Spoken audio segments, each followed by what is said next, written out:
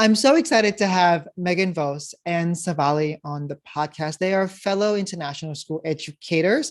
We'll learn more about them, but they are going to talk about digital storytelling. I love everything digital and I love story. So when they shared this approach with their students, I was like, oh my goodness, I need you on the podcast. So Megan and Savali, welcome to the podcast. Thank you, Tan. We're happy to be here. Thank you. So can you please briefly tell us about how and where you spend your days? I can go first. So my name is Megan Vosk, and I'm currently teaching at Vientiane International School in Laos. And this is my first year at VIS. Before that, I was teaching with Shefali at the American Embassy School in New Delhi, and I was there for 5 years. And I'm currently teaching grade 7 and 10 individuals and societies in the MYP program. And I'm also doing some co-teaching in some science classrooms. And before that at AES in New Delhi, I was teaching grade 7 English language learners. Oh, and I'm here with my husband, Tori, and my son, Valentine, who's 4 years old. And so I spend most of my free time with them in the garden, which, Tan, you got to come and see our garden over the Christmas break. So you can picture where I am. And it's such a lovely garden and a beautiful place. So I hope Shefali can come visit soon, too. Thank you, Megan. I look forward to that. Currently, I am working with grade 5 multilingual learners at the American Embassy School in New Delhi. And I would say this school has been my home for the last 15 years. And even though I have spent such a long time at AES, I feel every year feels really different because of the group of students we get to work with and other learning experiences we have at the school. I think outside of workplace and work-related conversations, I seek joy in very simple things of life. India is my home. I stay here with my dad and my younger brother. So most of my time is spent with my dad, especially during holidays. We spent a lot of time on our rooftop soaking the sun. Let's talk about what is the digital storytelling and how did this unit of digital storytelling unit come about? So actually, the digital storytelling unit was an idea that came about as I was taking the COTEL classes. So COTEL is Certificate of Educational Technology and Informational Literacy. And I signed up for the program when I was during lockdown because I was like, oh my God, I have absolutely don't have a lot of tech skills. And now we're doing all teaching online and I need to like up my skills quickly and the education world's changing so quickly. So I signed up for COTEL, and one of the requirements for one of the courses was to come up with a unit that used technology in an integrative and more authentic way, and that encouraged students to become creators of content rather than just consumers. And I'm sure, Tan, that's something that you can relate to too, because you are a creator, right? If your podcast and your website and you're always making stuff, right? And so the students are usually just like looking at stuff that other people have made. So I was really trying to think about a way to get students to create something that they'd be proud of and to be able to share their voice and their opinion on something. So that's kind of how the digital storytelling idea came about. Yes, I remember that period of time when we all transitioned to digital learning. It was quite a difficult experience. And I felt like I had technology skills, and I entered that time period with like deep breaths and really long days. I remember that, especially the first day of like, oh, my head hurts at 10 o'clock a.m. already. What motivated you to collaborate on this digital storytelling unit? I think this might sound really strange, but even though Megan and I had been at the same school for almost 5 years, we really had never met. So when I saw Megan post about this unit on Twitter, I just felt that this unit kind of had the potential to create a space and opportunity for students to tell their story, take ownership and demonstrate some agency. And I reached out to Megan on Twitter, asking for her permission if I could implement the unit that she had developed. following which Megan proposed that we co-plan and maybe co-teach. And that's how it all began. Oh, wait, are you at two different international schools when you were in India? No, we worked in two different divisions. I am in the elementary, and when Megan was at the American Embassy School, she worked in the middle school. Okay, I got it. And so this is what happens when Twitter is really great as a tool to connect people, even in the same school. Yeah, and I think also like what motivated me to collaborate is that I don't know, I just feel like I work better like when I have someone to share ideas with and to bounce things off of. And I don't know, like teaching can be so lonely sometimes because you're just like alone in the classroom, and like sometimes people don't want to collaborate. Like people are doing their own thing and they're busy and they don't want you like interrupting them. And I don't know, I just welcome any opportunities to work with other people. And Shefali seemed really excited about it. And then like I felt really excited too, like, oh, like we could work together and then like it will be better. Like it's always better to like work with people that have different perspectives, people that come from different departments, that have different mindsets, different training, different backgrounds. And so I feel like it would be an honor to work with Shefali, and like the program that I was doing was all about collaboration. So and like using collaboration to develop your teaching in a way that is more authentic. So I was like, oh yes, let's work together because like that would be way more fun. Plus like it's COVID times and we're all alone anyway. And so it would be nice if we had like people to talk to on Zoom. And Shefali and I did so much collaborating on Slack. Like we were like just like all day, like talking with each other on Slack and like sharing ideas. And like it was, I forget, Shefali, you were saying you looked at how many Slack messages we had written to each other, and it was like an awful lot. Yeah, it may have been an awful lot, but I felt that all those conversations kind of, when I look back at those conversations, they bring joy to me and also make me reflect on what is it that made us work so beautifully. And I want to kind of hold on to it. So, Well, I think this podcast episode is not about collaboration, but however, you're bringing up collaboration. So I do want to share a quote. My favorite quote about collaboration is to go faster, go alone, to go farther, go together. And that's an African proverb. So you definitely have gone further together. Let's go back and talk about, wait, I don't think we defined what is digital storytelling. Yeah, so digital storytelling is just what it sounds like. It's when you use multimedia to tell a narrative.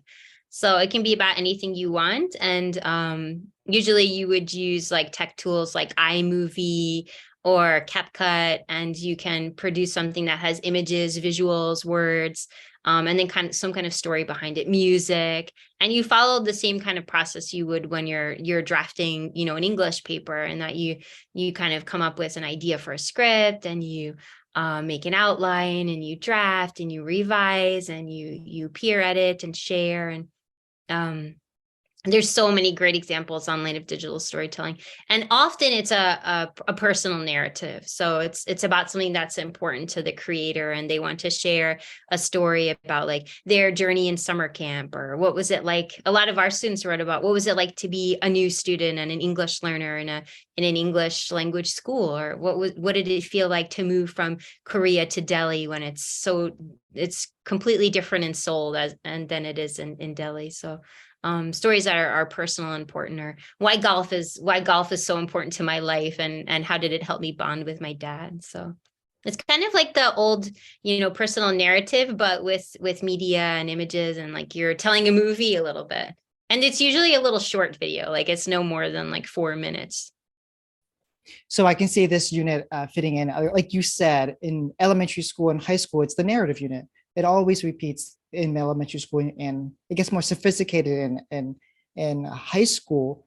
But this is a wonderful way of saying, instead of just writing a script or writing a story, we can just provide another alternative for students, differentiate it for them who have tech skills, to create it as a digital story. So let's and there was this I just want to say, and there's also there's a speaking part. So the multilingual students, right, had to also record their audio. And so like we booked a recording studio and the students went in and they got to meet the the guy who does the sound and the tech for performances. And so they really, really had to practice, like, because they were gonna be reading it aloud. And they were so excited when they got in the sound booth. It looked like they were like on a K-pop concert or something. They were really excited about that. And also I was thinking, like with chat GPT and AI now, right? Like, I don't know if it can make videos. I think chat GPT cannot make videos yet. So it could write the narrative for you, but I don't think you could record the voice or put the images or, make the whole thing with the music. So for now, that one is maybe something that has to be done by a human, I think. So I'd love for you to talk about how you structured this unit. I think what Megan was saying about we kind of followed the writing process. So we started with having students brainstorm ideas. Then we showed them how they could go ahead and plan their ideas. Then they got into writing a script. And then what we did was we kind of, even though it was narrative in genre, but we also borrowed ideas from graphic novels and graphic short story unit, in the sense that once they had the script, then we showed them how they could create kind of like a storyboard so that they could find appropriate images to go with their story with the part of a certain script. And then, so they had the script, they found images to go with that, and then didn't necessarily have to find images from the net, but they could also create their own images. And so once they had the visuals to go with the script, then they had to think about the mood of their story and they had to look for an appropriate music. So they kind of created a storyboard with the script, with the images or other kinds of visuals and music. And then I think we showed them how they could use iMovie to put it all together. But then before they moved on to that step, like Megan was mentioning, they went to a recording studio to record their script. And then I think it was a matter of like they had all the ingredients ready and they had to kind of just put it together. So that was the process we followed. But I think the one thing that this process does not quite capture is the opportunities for them to come together as 5th grade and 7th grade students to collaborate and also reflect on each other's work and give feedback. And I feel that both for us as educators and for students, I think that piece of the unit was where I think enrichment really happened for students and for us. Would you talk more about the collaboration? What does that look like? How did you structure it from 2 different divisions?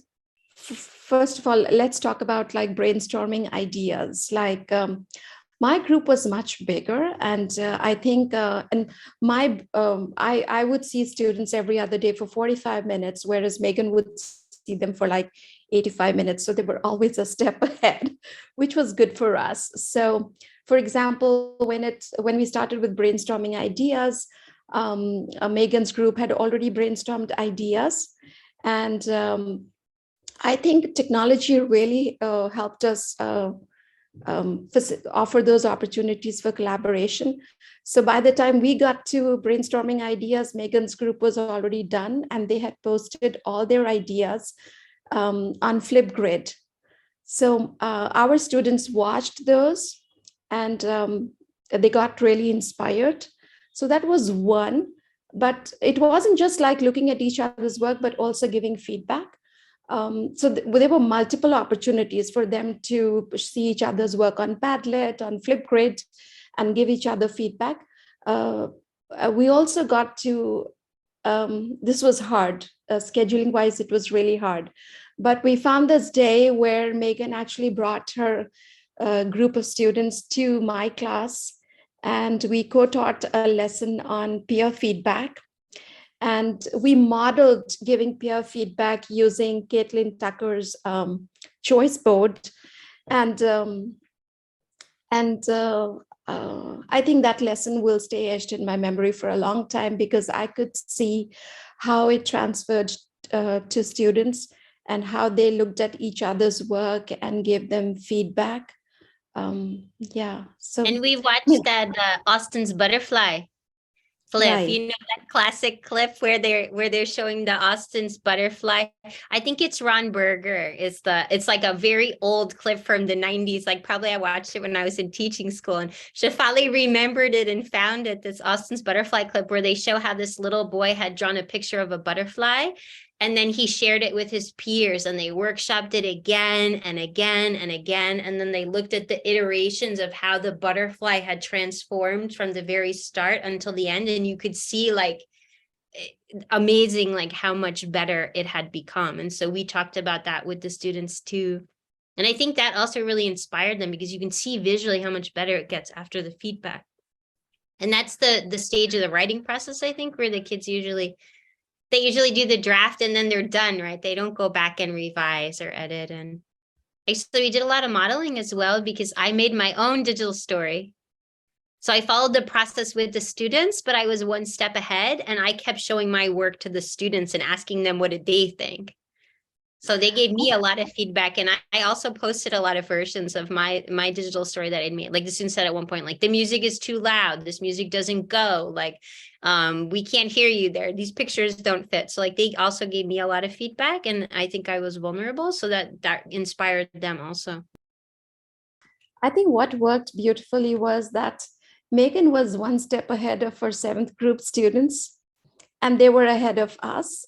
So Megan would create something, share it with her group of students, get feedback from them and from me. And then grade 7 would work on it, and they would share their work with grade 5 students, which would inspire grade 5 students, but also they would give each other feedback. So the peer feedback and reflection was kind of like ongoing. So it sounds like from people who are not familiar with it can seem like, oh, this is just a fun way to get students to write and add some technology, but it's really not. It's teaching the core phases of the writing process and developing students' communication skills, but also social emotional skills and skills that they need for life, such as collaboration and communication. And the title of our unit was Your Story Matters. And we talked to the students a lot about how like their voice is really important, and like their perspective is important. And that I was really coming from a perspective that sometimes the multilingual students are kind of marginalized in their classrooms, and like you don't really hear from them very much. They're just like a quiet language learner kind of sitting. So this was really an opportunity for them to share their views on something that was important to them. And we talked a lot about what's the heart of the story, and like what is the main message you want to get across, and like how do we get that across, like the lesson or the theme or the thing that's really important to you. And it was very process oriented. And I loved it. Like I talked to some other folks who were using digital storytelling. They said you can use it just like at the end of a unit as a summative. Like just make a quick digital story to like show what you learned about the water cycle, you know. But then the way we did it was very, very process oriented and kind of more about like the journey rather than, I mean, because you can do anything, right, as quickly as you want to, or you can spend as much time as you want to. And I thought it was good that we spent a lot of time, because the students really saw like how that when you create something, it sometimes is a really long process, and it's not just like a fast, like it's a thoughtful thing. So let's talk about the technology part. So how did you have students get the images? Was it animated, or was it just like a voiceover of a picture in the background? There was a lot of variety, I would say. It wasn't just one kind of thing that they added to their digital story. Some students used their personal photos. So like students that were talking about their move, like, or what it was like at different schools, they used photos that they had taken. Or one student made this very sweet one about his friends, and he included all these photos of him and his friends playing soccer and doing all these activities. And other students, we used just like free images from like Pixabay or Unsplash. And so that we all we also did a lot of lessons on like how to use site stuff appropriately or how to use royalty-free music. And so that was a big learning curve for them. And then once you gather the images, how do you make sure that the images make sense, and that they fit the theme and the style you're going for. And they spent a lot of time on those sites, like looking for just the right picture, the one that they really thought would capture what they were trying to convey. I also feel that as a school, we use a lot of those making thinking visible protocols. And the one that comes to mind is color symbol image. And many students also lean towards what symbol might be most appropriate for what I want to say. So they went to Noun Project website and kind of used some of the symbols and icons from that website. I just felt that this was a unit that really gave them a lot to think about, and also taught us and our students to kind of go slow, so that we could thoughtfully choose words, we could thoughtfully choose images and music to kind of tell our story. Can you paint for us each? So Safali, you would give us a 5th grade student, and Megan, you would give us a 7th grade student. Can you tell us a really memorable student who was really engaged with this project? What did that look like for him or her or they? And I felt that one sign of engagement was also that students were determining how much time they would need to do certain part of the project. So to me, engagement was like wanting to do the 100%, being totally focused, wanting to improve on their first version, and really taking agency and showing ownership of the whole project. And there isn't any one student that comes to mind, because my group was really large. I mean, I saw so many students kind of make huge gains on that front, and really invest all of their energy as well as emotions into developing their digital story. I can share about the student that I mentioned earlier that did the digital story called Friends. And he was from Japan, and he had just moved from Japan in November. And we did the digital storytelling unit probably in about March. So he was just kind of starting to become a part of the community at the school in Delhi. And he wrote this beautiful story about how his friends in Japan had always supported him, and they had played together, and he had a best friend for so long. And then when he came to India, he was really upset because he couldn't speak English and he couldn't communicate with anybody, and there wasn't that many other Japanese students, and he really felt alone. And then he talked in a story about how when he joined the soccer team in Delhi, that's when he started to make new friends. And in his digital story, he showed all these pictures of first him playing soccer in Japan with his old friends, and then of him playing soccer in India with his new friends. And most of the students in the class who were also language learners, they hadn't heard his voice at all. So the first time that we basically had heard him speak was when I was showing the story for the class, when I was playing it, and it was almost like his debut, and the kids were like, "Oh my God, you sound amazing." They gave him a standing ovation, and I know he was just so happy. And then afterward we had them do Shafali can talk about this more, but we had them do a 1-pager painted journal reflection, and he wrote about how he when he was in the recording studio, he did 3 or 4 takes because he really wanted it to sound good, and how he was practicing, and it was just so beautiful. And then the part that is really the kicker is that when I got to Vientiane on the second day, some student came up to me and said, "Oh, are you Miss Fosk?" And I said, "Yeah, Miss Fosk." He said, "Tomoki is my best friend." He said, "That student is my best friend. And he told me all about you and how you're his favorite teacher ever because you did this project with him. And he showed me his video. And it was just so amazing. Whenever I see this student, I always think oh, that's his friend. I don't know, it just was really sweet." I know. I like that. Like made my day. And he's like, he told me to give you this hug. You know, like when the kid came up to my door, and you could see he was like so nervous. He's like, "Are you Miss Vosk? Like, I heard so much about you." And he was like, "I'm really mad. I don't know if you're class now." So I know it really warms me. Like I don't know. It's just wonderful. So those two boys were in Japan together, and then they moved one to Laos and then one to Yes. Japan, Yeah. to India. Yes. Can you speak about a small world? Oh my goodness. I call those things small miracles. Small miracles that make a big difference. Let's talk about, let's move to away from the student side. Let's move to the educator side. What was this experience like for you as collaborators? First of all, I think I was just excited about the fact that I was going to collaborate with someone from a different division, especially in times when it was hard to be really excited about anything. So that was one. But I have to say that when Megan and I met for the very first time to kind of co-plan, everything just flowed so smoothly and so naturally that I got more excited with each passing day.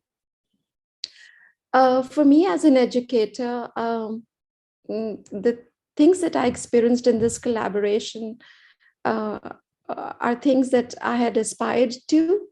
And because I was able to experience those, this collaboration will stay kind of like etched in my memory for a really long time to come. Number one was, I worked with Dr. Mary Ehrenworth at a conference where she said that the energy and emotions you bring to a unit is the energy and emotion that students will show. So if you're excited about something, students will be excited about it.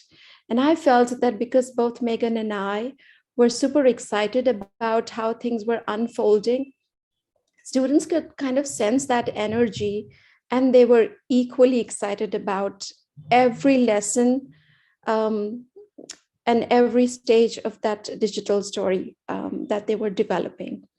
So that was one. And I think I'm going to remember that for a long time to come, what Dr. Mary Ehrenworth said about the energy and emotions you bring to any kind of an experience. Two was that, as schools, we talk a lot about norms of collaboration, those 7 norms of collaboration. And sometimes those can seem like just theoretical principles. And you wonder how can you practice all those 7 in any collaboration? But in all honesty, I experienced all of those norms of collaboration in working together with Megan. And I walked away thinking that when there is an intentionality to coming together, and there is that mindset and heart set for it, it's definitely possible and doable. And the third thing was to really try new things. As an educator, there are always these days or times when you feel, well, I've done this and I've done that. There's nothing really more. But I think there is so much out there, and we just have to seek and reach out to people that have different ideas. And like I reached out to Megan on Twitter, and there is so much to learn from each other, so much to try, so many new things to try. And that I feel can impact how you view your profession, how you view your practice, and that eventually kind of translates into how you're going to interact with your students and the kind of learning experiences you're going to design for them. For me, I think like Shefali said, it really did like bring us hope during those dark COVID days. Because actually, when we had our first planning meeting, like I had COVID. Like I was going to cancel on Shefali. Like I was like, I don't want to go to this Zoom meeting, and like I felt so sick. And then Shefali like later on said like, oh, I feel like I talked a lot during that meeting. I was like, yeah, because like I had COVID. Like I felt so bad and so tired, and like, but like I still felt like it was like important to like try and and do this collaboration, because like I was excited about it and she was excited about it. And then like when I told my students about it, like there was a bunch of them that had Shefali. So they had been in her class and like, oh man, we love Miss Shefali. Like we know where her class is. Like we're going to go there and we're going to do it for her. And like after we went and visited, they're like, when are we going to go again? Like we want to go back to Miss Shefali's class. So like they were so excited to be doing something different, and like those opportunities to like get outside the classroom like had just got down to nothing after COVID, right? So just being able to like go for that 1 hour to her classroom and collaborate like felt so nice. And I don't know, like the workload was shared, and like we had a shared planning folder, and like she would put something in and then I would put something in. And even like cool stuff happened, like Shefali organized a special night for the students with a photographer in Quebec that she knew. And the photographer talked about how she finds a story and how she takes a picture. And it was a special evening for parents, you know. And then together, Shefali and I led a PD workshop at our school for other teachers who were interested in digital storytelling. And that was really nice. And then we were thinking like, oh, we can write an article, you know, so we're going to try and do that. And like, now like she's so far away, but like I still hold this like special experience in my heart. Like even like I feel sad like now, and I think about, oh, like I'm just new at my current job, and like I don't know like who will collaborate with me next. And like when Shefali and I were meeting to plan like for the podcast, like it was so nice to see her again and to talk to her, and like brought up all those warm fuzzy memories and how nice it was when we were working together.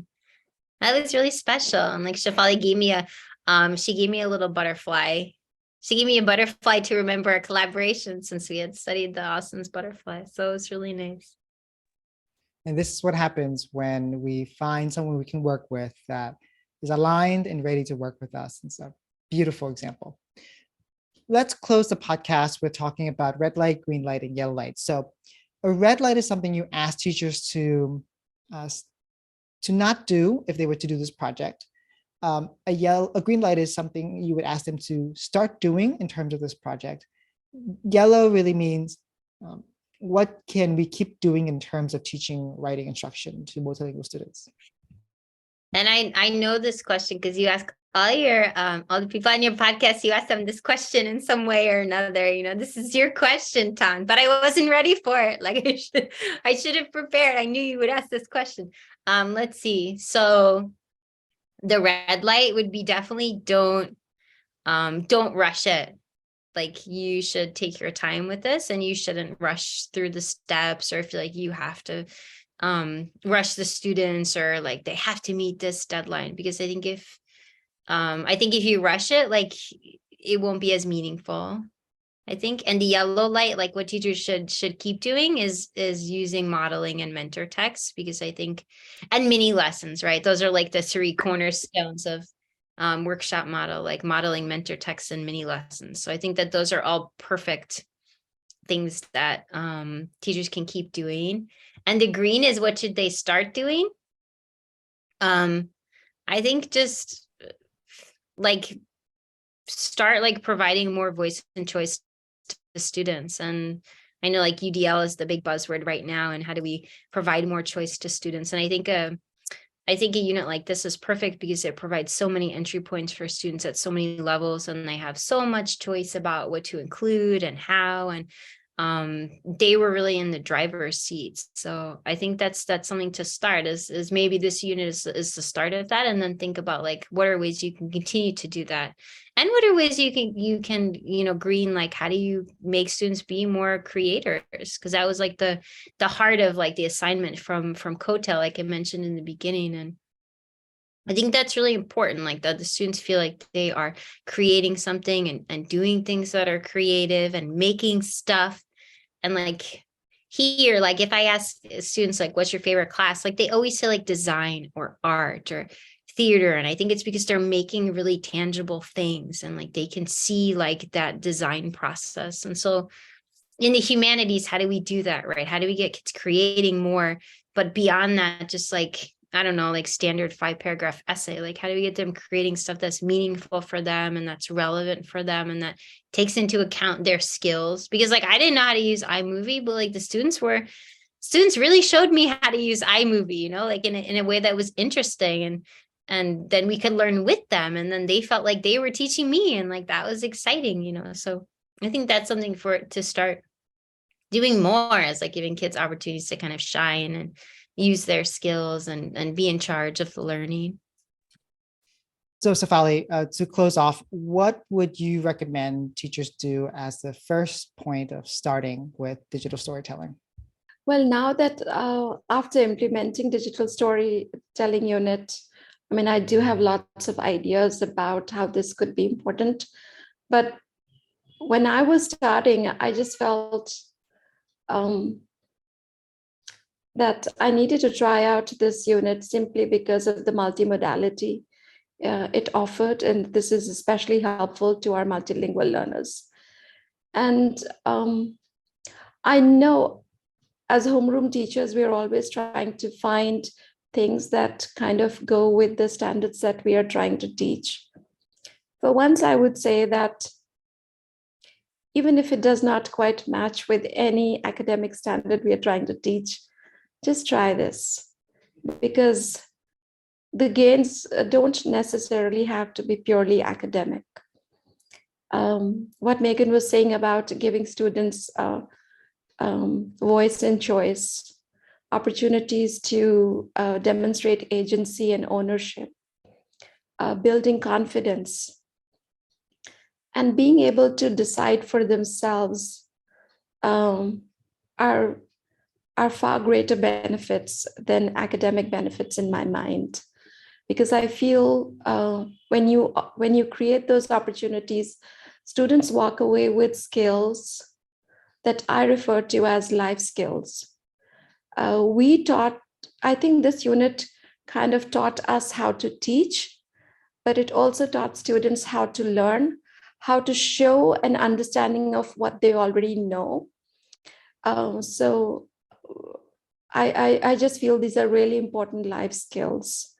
So if anybody would want to try this out for the very first time, don't look for academic reasons to implement the digital storytelling unit. And it's fine if you don't have the tech skills. I would say that too. Like if you're a teacher and you're worried, like, I don't have the tech skills, because we also did a lot of partnering with our tech department, and they came in and helped and showed me stuff, and they showed the students stuff. And, they were like there in the recording studio and they organized stuff. So you can also use your resources at school, like your makerspace or your tech department. They can help you.